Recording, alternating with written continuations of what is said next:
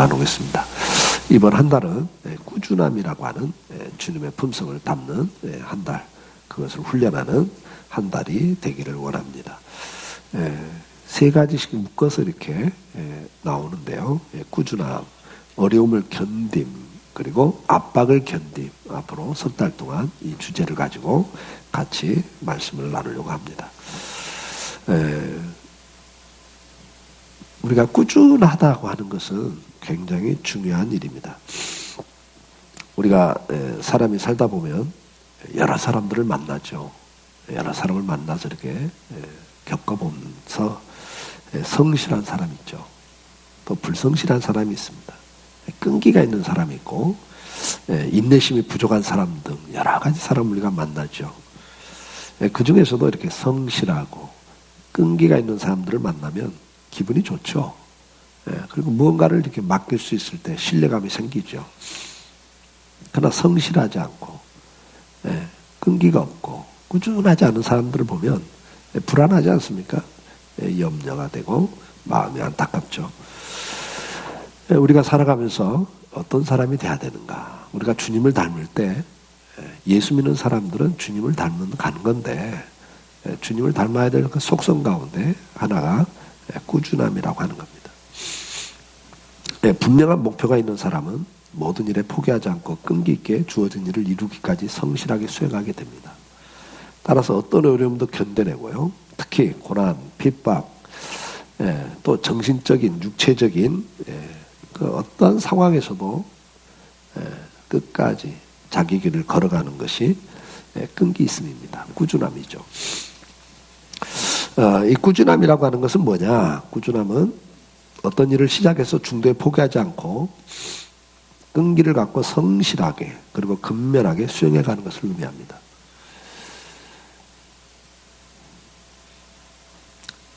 꾸준함은 환경, 상황에 영향을 받지 않습니다. 근데 사실 우리 사람은 이 환경과 상황에 영향을 굉장히 잘 받는, 그래서 그 어떤 상황에서도 적응해 가는, 적응력이 뛰어난 동물이라 그러잖아요. 가장 적응력이 뛰어난 동물, 사람이다. 어떤 상황에서도 적응해 가는. 그 말은 뭐예요? 동시에 상황에 영향을 잘 받는 그런 존재이기도 하다는 이야기죠. 그런 영향을 받을 수밖에 없는 사람들이지만 그 가운데서도 우리는 꾸준하게 자기 길을 걸어가는 한결같은 태도와 자세를 견지하는 이것이 필요하다는 거죠. 그 꾸준함은 결국은 하나님의 성품입니다. 오늘 본문에 예수 그리스도는 어제나 오늘이나 영원토록 동일하시다 그렇게 말씀합니다. 어제나 오늘이나 변함이 없다 이거죠. 동일하시다. 요한계시록 21장 6절에 보면 또 내게 말씀하시되 이루었도다. 주님은 다 이루었다. 나는 알파와 오메가요 처음과 마지막이라. 내가 생명수 샘물을 목마른 자에게 값없이 주리니 그래요. 알파와 오메가. 여러분 뭐 잘 알다시피 헬라의 처음 글자 마지막 글자죠. 알파 오메가. 처음과 끝이다. 요한계시록 22장 13절에도 나는 알파와 오메가요 처음과 마지막이요 시작과 마침이라. 주님은 자신을 뭐라고 그래요? 처음과 마지막. 변함이 없이 끝을 보는, 끝까지 이렇게 변함이 없으시는 하나님이심을 말씀을 하고 있습니다. 민수기 23장 19절에도 하나님은 사람이 아니시나니 거짓말을 하지 않으시고 인생이 아니시니 후회가 없으시도다. 어찌 그 말씀하신 말을 행하지 않으시며 하신 말씀을 실행하지 않으시랴 그랬어요. 중간에 후회하지 않는다는 거예요. 주님 끝까지 그 일을 이루신다. 시편 102편 27절에도 주는 한결같으시고 주의 연대는 무궁하리다 그랬어요. 주님은 한결같다 그러셨어요. 이게 주님의 특징입니다. 하나님의 특징이 뭐예요? 꾸준하게 변함이 없으신 거예요. 한결같으신 거예요. 말라기 3장 6절에도 나 여호와는 변하지 아니하는 그러므로 야곱의 자손들아 너희가 소멸되지 아니하느니라. 우리는 날마다 바뀌어요. 하나님을 대한 태도도 하나님 앞에 우리가 신앙생활하는 것 동안 날마다 이렇게 변화가 있죠. 열심히 하다가도 또 게으르다가 또 막 좀 사랑하다가도 또 시큰둥하다가 하다 뭐 기도도 하다가 또 쉬다가 하다 우리는 뭐 항상 이렇게 변화무쌍하잖아요. 그럼에도 불구하고 하나님은 우리에게 변함이 없다 이게. 우리에게 변함이 없어. 우리가 망하지 않고 있다는 거예요. 우리가 변하는 대로 하나님도 같이 반응을 하셨으면 하나님 앞에 남아있을 존재가 어디 있겠어요. 하나님은 그래도 우리가 어떻게 하든 간에 변하지 않고 우리를 붙잡고 계신다. 사랑하신다. 그래서 오늘도 우리가 소멸하지 않고 있다는 거예요. 다니엘서 6장 26절 27절에 보면 이 다니엘을 통해서 바벨론 왕이 하나님을 발견해요. 하나님을 발견하는데 하나님을 어떤 하나님이라고 이야기합니까? 이건 다니엘을 통해서 하나님을 본단 말이에요. 이방 왕이. 근데 그가 어떤 하나님을 봤어요? 그는 살아계신 하나님이시여 영원히 변하지 않으실 이시며 그래요. 변하지 않는 분이다. 다니엘을 통해서 발견한 하나님이죠. 사무엘상 15장 29절에도 이스라엘의 지존자는 거짓이나 변개함이 없으시니 그는 사람이 아니심으로 결코 변개하지 않으심입니다. 변하지 않으세요. 약속도 바꾸지 않아요. 우리는 뭐 사람과 하나님과의 관계에서도 약속했다가 뭐 형편이 안 되면 취소하고 모른 척 지나가 버리고 시침이 떼고 우리는 그러잖아요. 근데 하나님은 그러지 않는 분이에요. 변하지가 않으세요. 야고보서 1장 17절에도 온갖 좋은 은사와 온전한 선물이 다 위로부터 빛들의 아버지께로부터 내려오나니 그는 변함도 없으시고 회전하는 그림자도 없으시니라. 변함이 없는 거예요. 인간은 불완전하기 때문에 삶의 과정에서 내면과 외면의 변화와 변혁이 필수적이죠. 그러나 하나님은 태초부터 영원까지 그분은 본질이나 성품이나 능력이나 권세나 말씀 모든 면에서 변함이 없는 분이에요. 우리 사람은 사랑했다가도 미워하고 헤어지죠. 근데 하나님은 그렇지 않는 분이에요. 그 사랑은 끝이 없는 사랑, 변하지 않는 사랑을 말씀하고 우리는 어느 때는 능력이 있어요.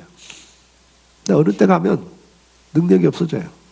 건강도 그렇고 재능도 그렇고 물질도 그렇고 명예도 그렇고 우리는 있다가도 없어지는 존재죠. 그러나 하나님은 그 권세와 능력이 변함이 없는 분이에요.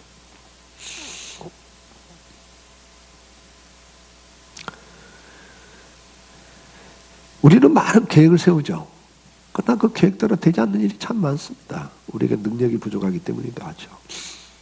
잠언 19장 21절에 사람의 마음에는 많은 계획이 있어도 오직 여호와의 뜻만이 완전히 서리라 그랬어요. 시편 33장 11절에도 여호와의 계획은 영원히 서고 그의 생각은 대대에 이르리로다. 계획을 하시면 그걸 그대로 이루어 가시는 분입니다. 마태복음 5장 18절에 진실로 너에게 이르노니 천지가 없어지기 전에는 율법의 1점이라도 결코 없어지지 아니하고 다 이루리라 그랬어요. 하나님은 약속하신 것을 그대로 이루시는 분입니다. 시편 89장 34절에 내 언약을 깨뜨리지 아니하고 내 입술에서 낸 것을 변하지 아니하리로다 그랬어요. 하나님은 약속을 깨뜨리지 않습니다. 한번 말씀하신 것을 변하지 않는다 그랬어요.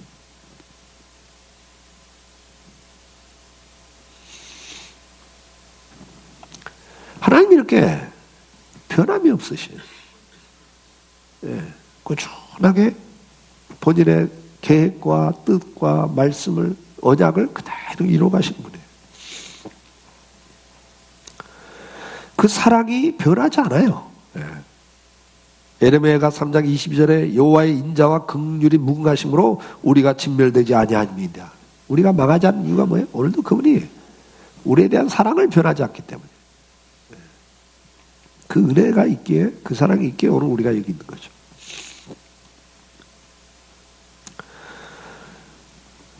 주님의 그 사랑, 은혜 결코 변하지 않습니다.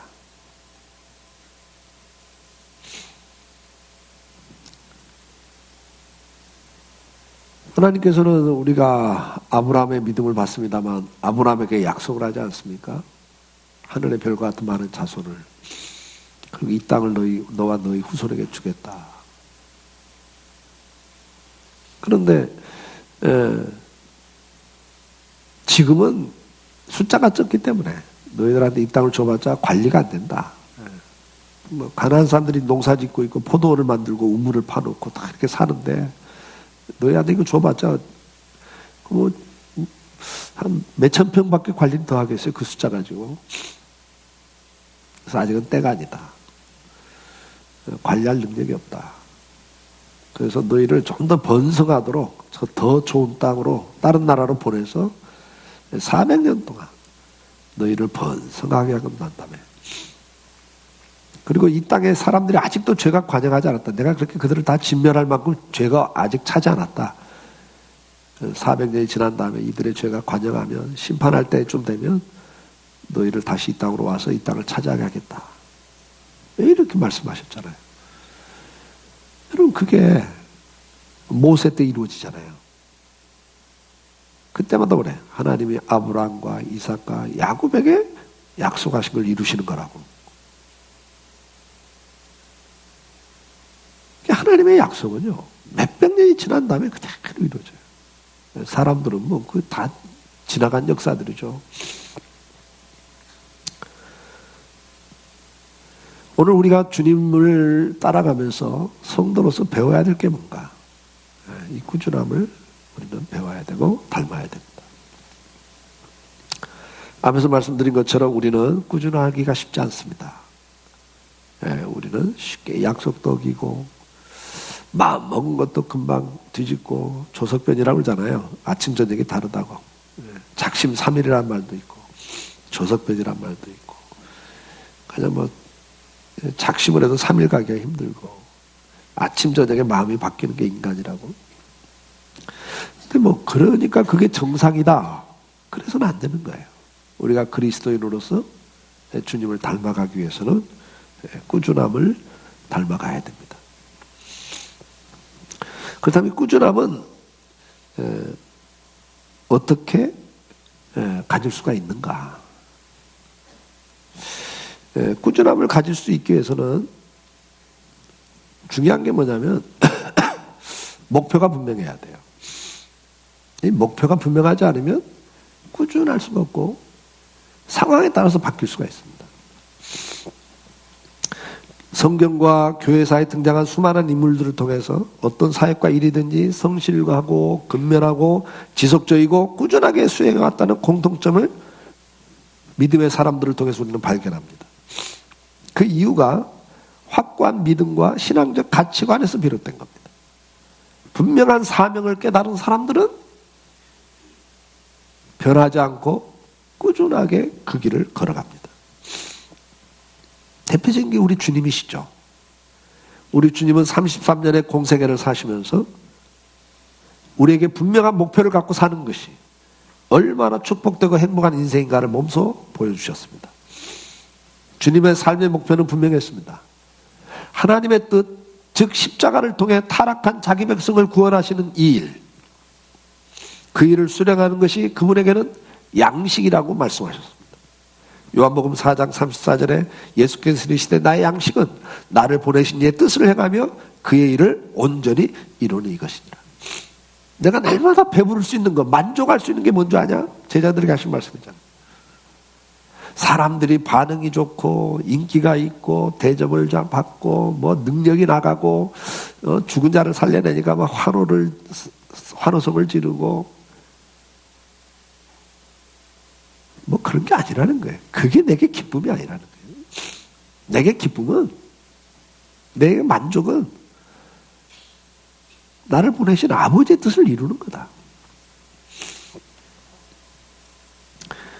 주님이 선택한 목표가 자신을 죽음에 내어놓는 그 길이죠. 인간적으로 보면 어리석게 보이는 거죠. 그러나 그것이 아버지의 뜻을 이루는 거다. 그게 내 사명이다. 그 길을 걸어가기 위해서는 수많은 고난과 비난과 조롱과 고통이 있었지만 그분은 끝까지 그걸 참습니다. 구원의 영광된 목표를 성취하기 위하여 그분은 얼굴에 침뱉음을 당하면서도 채찍을 맞으면서도 그 비난과 조롱들 비웃음 앞에서도 그 길을 포기하지 않습니다. 십자가에 달려있는 그 상황에서도 조롱합니다. 네가 진짜 메시아라면 뛰어내려봐라. 우리가 믿을게.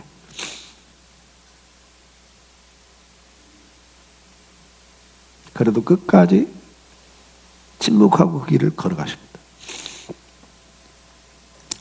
요한복음 10장 10절에 도둑이 오는 것은 도둑질하고 죽이고 멸망시키려 하는 뿐이요 내가 온 것은 양으로 생명을 얻게 하고 더 풍성히 얻게 하려는 것이다. 주님은 자기가 이 땅에 오신 목적을 분명히 아셨습니다. 요한복음 12장 47절에 사람이 내 말을 듣고 지키지 아니할지라도 내가 그를 심판하지 아니하노라. 내가 온 것은 세상을 심판하려 함이 아니요 세상을 구원하려 함이라. 주님이 이 땅에 처음 오신 초림은 내가 심판하러 온 게 아니다. 당신이 모든 인류를 심판하러 오는 건 제 이름이다. 두 번째 오는 거고 내가 지금 이 땅에 온 것은 분명히 심판하러 온 게 아니다. 그래서 예수님을 욕하고 뭐 채찍질해도 비난해도 아랑곳 하지 않았어요. 예수님이 잡히실 때도 베드로가 칼을 쳐들고 막 칼을 휘두를 때 주님이 뭐라고 그래요? 야, 내가 천국에 있는 12개 사단 내 천사들을 동원하면 내가 잡히겠냐?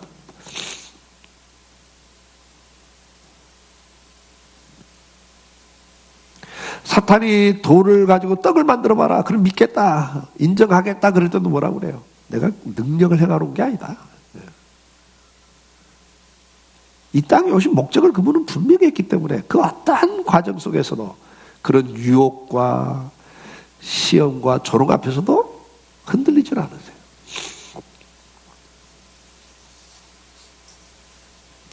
요한복음 19장 30절에 예수께서 심포도주를 받으신 후에 이르시되 다 이루었다 하시고 머리를 숙이니 영원히 떠나가시니라. 상황과 여건이 실패 원인이 아닙니다. 오늘 우리는 날마다 상황을 이야기하고 형편을 이야기합니다. 그것 때문에 못한다는 이야기를 하고 안 한다는 이야기를 합니다. 그러나 실은 그렇지 않습니다. 목표가 분명하지 않기 때문입니다.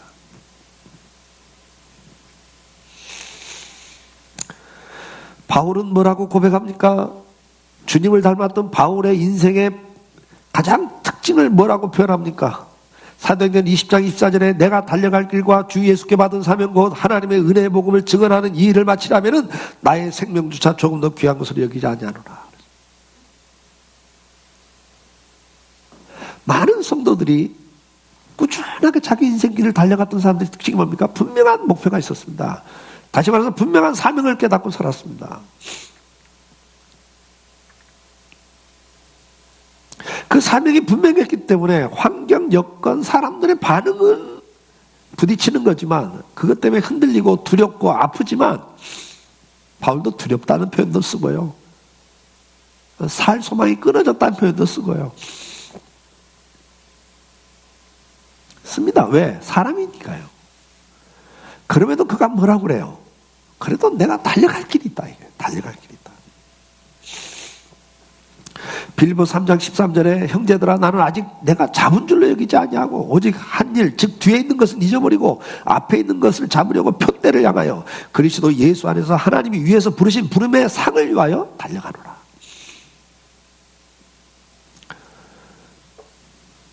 주님도 그랬고 믿음의 선배들도 그 길을 갔습니다. 사명이 뭐냐 이게. 전번에 아브라함을 이야기했을 때도 말씀드렸잖아요. 현실은 광야입니다. 현실은 자손이 3명입니다. 하늘의 별 같은 자손이요. 100년을 가나안에 살았는데 3명이라고요. 자기 부인이 죽었을 때 무덤 쓸 땅도 없어요. 이 땅을 다 준다고 그랬는데. 근데 아브라함은 뭘 보고 버티고 있어요? 큰 성을 봤다 그랬어요. 장차 400년 후에 이루어질 그 섬들, 그 나라들. 그래서 믿음은 바라는 것들의 실상이라고요. 보이지 않는 것의 증거라고요.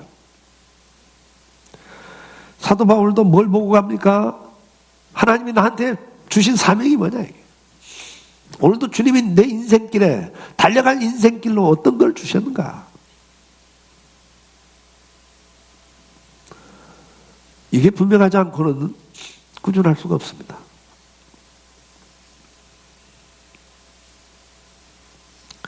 사도 바울은 자기 생각, 자기 욕구, 자기 욕심이 아니었습니다. 분명히 뭐라고 말합니까? 주 예수께 받은 사명 그래요. 받은 거예요. 내가 하고 싶은 게 아니라고요. 내가 주님을 위해서 이거 하고 싶어요. 그건 야망이라고 했단 말이에요. 주님의 이름을 갖다 놓고 내가 하고 싶은 걸 하는 거예요. 그건 야망이죠. 분명한 건 뭡니까? 내가 하고 싶은 게 아니라 주님이 나를 통해서 이루고자 하는 일이 뭔가 그걸 봐야죠. 그게 사명입니다. 오늘날 많은 사람들은 비전을 갖는다고 그러지만 자기 꿈을 갖는다고 그래요. 자기 꿈입니다. 하나님의 꿈이 아니에요. 오늘 하나님이 나를 통해서 이루고자 하는 일이 뭔가 이거죠. 이걸 깨닫고 살 때 꾸준할 수가 있습니다.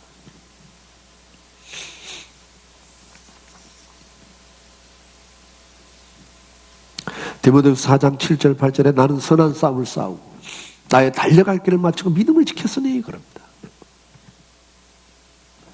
저는 이 말이 참 와닿는 말씀이에요. 선한 싸움을 싸운 겁니다, 여러분. 그 길이 그냥 가는 길이 아닙니다. 어느 때는요, 유혹이 있습니다. 예수님처럼 막 왕으로 세우겠다. 인기가 절정에 달하고 사람들이 막. 그럼 거기에 마음 왜 안 뺏겨요? 마음 뺏기죠. 성공이라는 걸 가지고 와서 나를 끌고 가는데 안 끌려갈 재간이 있나요?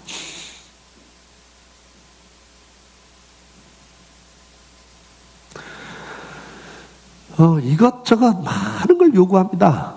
유혹을 합니다. 이것도 해봐라. 너 이거 잘한다. 너 이거 좀 좋겠다. 이거 해도 좋겠다. 이거 해도 좋겠다.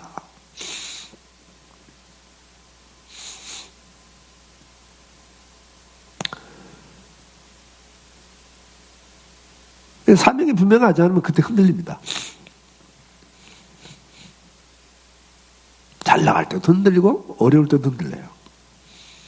어려우면 또 어려움 때문에 이게 또 뭐 포기하고 싶죠. 그게 분명한 사명이 아니면 포기하게 돼 있습니다.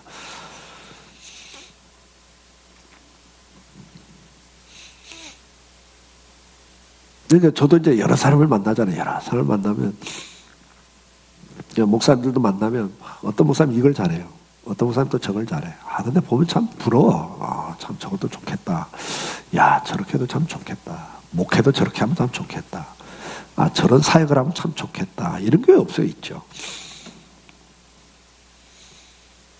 내게 분명하지 않으면, 하나님이 나한테 준 사명이 분명하지 않으면, 마음이 가겠어요, 안 가겠어요? 저렇게 한번 해보고 싶다, 나도.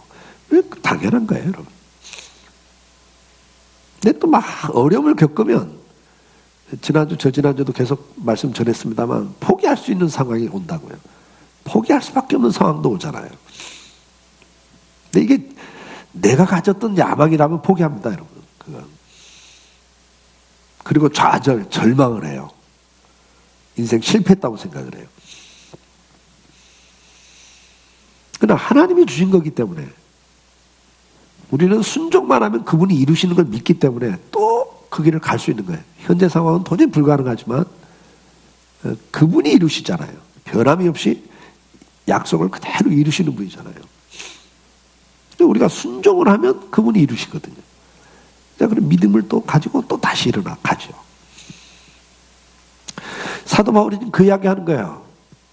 나는 선한 싸움을 싸웠다, 이게. 싸움이 없이 옵니까? 날마다 두 마음이 싸웠다고 바울이 고백하는데요. 그러면서도 분명한 표대가 있었다. 앞에서 말씀드린 나는 분명한 표대가 있었다. 바로 주님이 나를 부르신 그 사명. 바울은 나는 이방인에게 복음 전하는 그 일. 싸움을 싸우면서 그 길을 달려갔다. 그러면서도 믿음을 지켰다. 이거 참 중요한 말이죠. 달려가는데 수단과 방법을 안 가리고 달려갔다가 아니라 믿음을 지키면서 그 길을 갔다.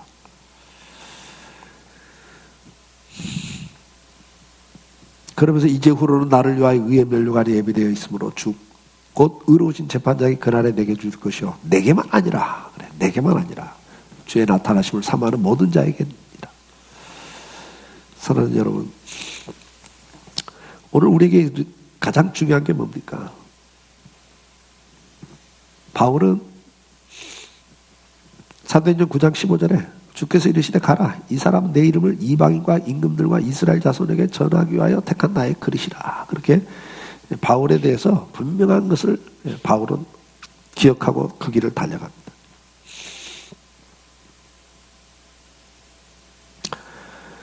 오늘 우리에게 필요한 것은 첫째는 분명한 자기인식, 사명입니다.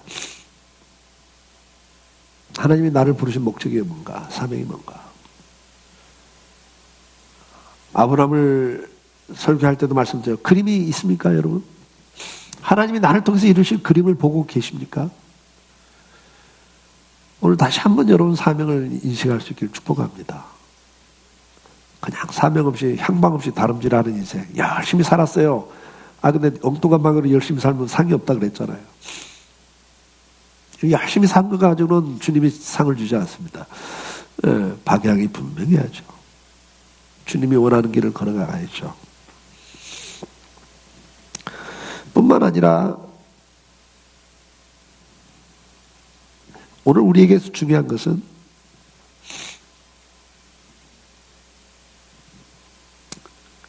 인내가 필요합니다. 꾸준함은 인내가 필요해요. 이제 그러기 위해서는 우리에게 뭐가 필요한가?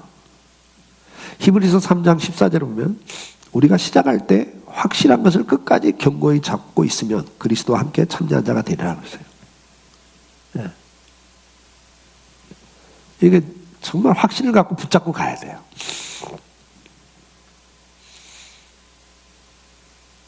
근데 이게 중간에 흔들리거든요.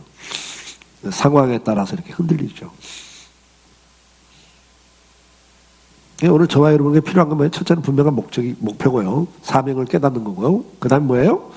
그걸 끝까지 붙잡는 믿음이 필요해요. 히브리서 6장 11절에 이렇게 권면합니다. 우리가 간절히 원하는 것은 너희 각 사람이 동일한 부지런을 나타내요. 끝까지 소망의 풍성함에 이르러 그래요. 그러면서 뭐라고 그래요? 게으르지 아니하고 믿음과 오래 참으로 말미암아 약속들을 기업으로 받는 자들을 본받는 자 되게 하려는 것이라 그래요. 그러니까 우리 앞서 갔던 믿음의 사람들도 그냥 평탄하게 그 길 간 게 아니란 말이에요. 예수님도 평탄하게 그 길 간 게 아니에요. 바울도 평탄하게 그 길을 간 게 아니라고요. 하나님 주신 사명이라고 해서 막 형통하게 가는 게 아니란 말이에요. 믿음을 붙잡아야 되고 믿음으로 붙잡아야 되고 오래 참아야 되는 거예요. 그 하나님의 그 약속은 그분이 이루시거든요. 우리는 믿음을 가지고 끝까지 붙잡고 가는 거죠. 여기 뭐라고 그러세요? 앞에서 뭘 이야기합니까? 너희 각 사람도 동일한 부지런을 나타내라. 오늘 우리가 필요한 게 뭡니까? 지금까지 열심히 해왔습니다. 감성교도 열심히 달려길 달려왔습니다.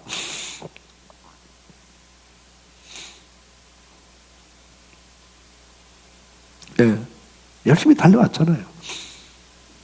우리 장로님들, 권사님들, 집사님들, 우리 청년들 열심히 달려온 거예요. 강성교회 사명을 놓고.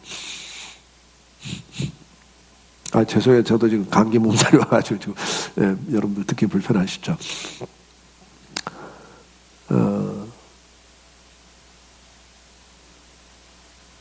그러나 제가 에브라임 지파에 대한 설교도 했습니다만 옛날에 장자의 축복에 대해서 에브라임 지파가 망한 이유가 뭡니까? 중간에 뒤로 물러난 거예요. 우리도 할 만큼 했어. 이제 니들이 좀 해라. 근데 하나님이 그걸 싫어서 에브라임 지파를 버리시고 유다 지파를 택했다 이런단 말이에요. 오늘 주님이 우리에게 원하는 게 뭡니까? 맡긴 자에게 구할 것은 충성이고, 그 충성은 어떤 충성? 한때가 아니에요, 여러분요. 죽을 때까지. 바울이 뭐라 그래요? 내가 달려갈 길을 다 달려갔다 그래요. 그러면서도 믿음을 지켰다 그래요. 이제는 주님 앞에 서는 날 상 받는 게 남았다 이런단 말이에요. 우리에게 권면하시는 거예요. 너 이 동일한 부지런을 너 계속 가지고 가라. 끝까지 그 소망의 풍성함을 보고 가라. 믿음을 가지고 오래 참으면서 12절에 그 말씀을 하는 거예요. 그래서 오래 참으면서 믿음을 가지고 그 약속들을 받는 자가 너도 본받는 자가 되라. 너도 그런 사람이 되라 그 말이죠. 계시록 2장 26절에도 이기는 자와 끝까지 내 일을 지키는 그에게 만국을 다스리는 권세를 주리니 그랬어요. 끝까지 지키는 사람들.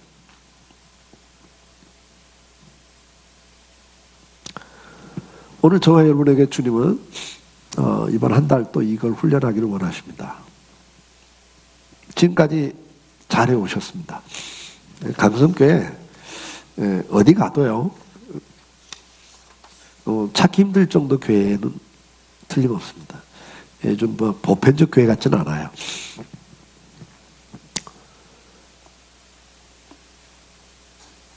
근데 이제 제가 우리 장로님 뭐 이렇게 한두 분한테 그런 이야기 했어요. 딱 은퇴하고 나면 이 교회도 좀 바뀔 것도 같다. 변할 것도 같다.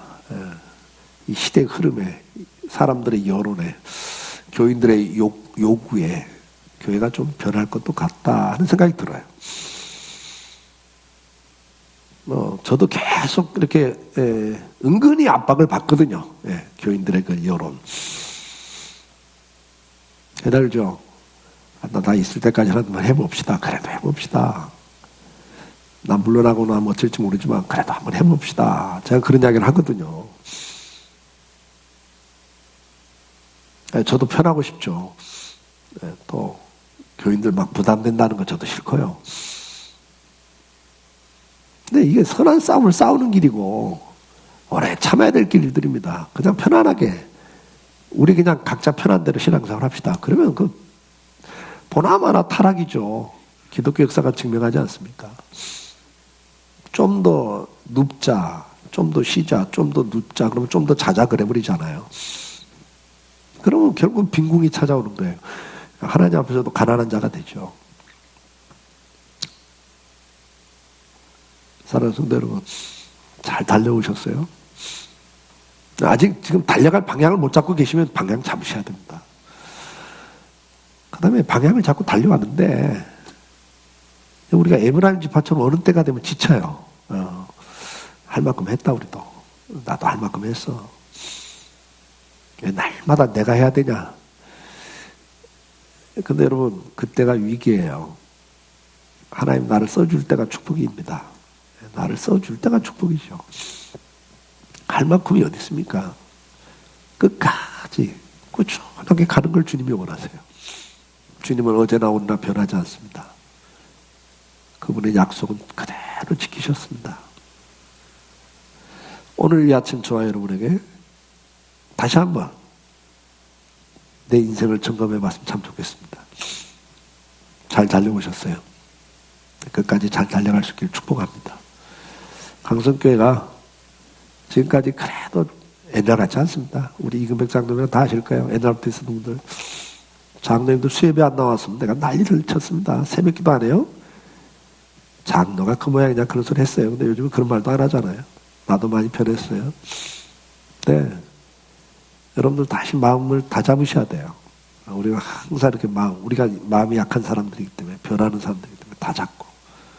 오늘 주신 말씀처럼 정말 끝까지 오래 참으면서 마지막까지 갈 수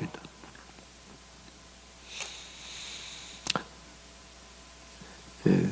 95세 된 원로 목사님이 70세 은퇴할 때 이제는 할 일이 없어졌구나 그런 생각을 하셨대요. 근데 25년을 더 살았다는 거죠.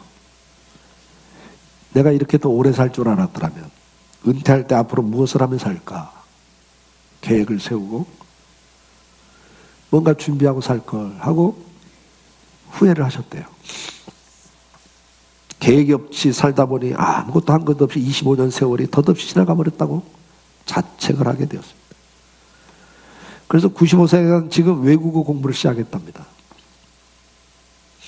95세라고 이제 정말 다 살았겠지 라고 생각이 들지만 또 5년 10년 더 살면 어떡하나, 그때 가면 또 후회하겠지. 그래서 95세 외국어 공부를 시작했다고 하는 이야기를 들었습니다. 우리 인천도의 원로 목사님 한 분 몇 주 전에 식사를 같이 했는데 그분이 그런 말씀이에요. 80이신데 내가 70에 은퇴하면서 이제 할 일 다 했다 싶어서 그냥 있었는데 10년 세월이 그냥 쑥 지나갔다고. 너무 후회가 되는 게 뭐냐, 그때라도 뭘 시작하고 배워야 되는데, 그런 편이에요. 내가 음식이라도 배우고 뭘 배웠어야 되는데 지금 배우려니까 또 엄두가 안 난대요. 근데 이제 그것도 또 후회가 될 거예요. 또 몇 년 쑥 지나간다면은. 우리 그렇게 살아서는 안 됩니다. 할 만큼 했다고, 살 만큼 살았다고, 이제 은퇴했으니까 끝이라고. 절대 그렇지 않아요. 제가 수없이 이야기하잖아요. 강성교회 담임 목사, 장로, 권사는 은퇴해도 하나님 앞에 내 인생의 은퇴가 어디 있습니까? 그 다음에 나를 통해서 이루실 일 뭔가. 우리 강성교회는 은퇴하신 다음에 장로님들, 권사님들 미자리 교회 가서 섬기라고 그랬으니까 할 일 얼마나 많아요. 준비하셔야죠. 준비하셔야지. 준비를 해야 돼요. 그래서 하나님이 여러분을 존귀하게 쓰신단 말이에요. 근데 거기에 영광과 상과 축복이 있잖아요. 오늘 그 길을 걸어갈 수 있기를 주 여러분을 축복해요. 다시 한번 결론적으로 여러분들 방향이 없으면 꾸준할 수가 없습니다. 사명을 분명히 확인하고 달려갈 길을 달려갈 수 있기를 축복합니다. 강성교회는 분명한 사명이 있지 않습니까? 그거 붙잡고 달려가시면 돼요. 근데 두 번째 중요한 게 뭐예요? 꾸준함입니다. 달려가다가 중간에 포기하고 주저앉으면 안 되고 게을러서도 안 되고 이제는 뭐 방심해도 안 되고, 다시 마음 다잡고 주님 부르시는 마지막 날까지 내 인생 달려갑니다. 상주 신발하고 달려갑니다. 너희도 그런 사람들을 본받는 자 되라는 말씀 붙잡고 오늘 다시 한번 여러분 인생길 의미 있게 하나님 앞에서 복되게 영광스럽게 살아갈 수 있기를 주의 이름으로 축복합니다.